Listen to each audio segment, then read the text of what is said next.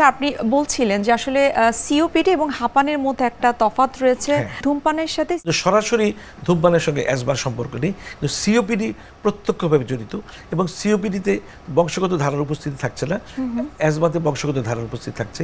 COPD হলে তার ফুসফুসের অবকাঠামোটা ধ্বংস হয়ে যাচ্ছে, শ্বাসনালী যেমন ধ্বংস হচ্ছে, টোটাল ফুসফুসের স্ট্রাকচারটা নষ্ট হয়ে যাচ্ছে।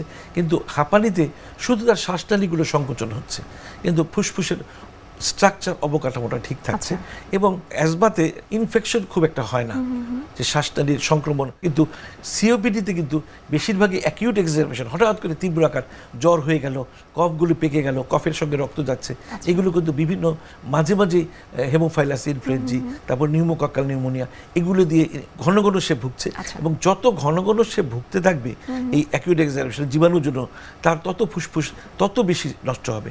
সেজন্য আমরা রোগীকে আমরা প্রত্যেকটা সিওপিডি বলুন, অ্যাজমা বলুন, আরও কতগুলি ডিজিজ আছে, ওভারওয়েট, অবেস, তাদেরকে আমরা প্রতি বছর একটি করে ইনফ্লুয়েঞ্জা ভ্যাকসিন দিই, আর 3 বছর পর পর আমরা নিউমোকক্কাল ভ্যাকসিন দিচ্ছি।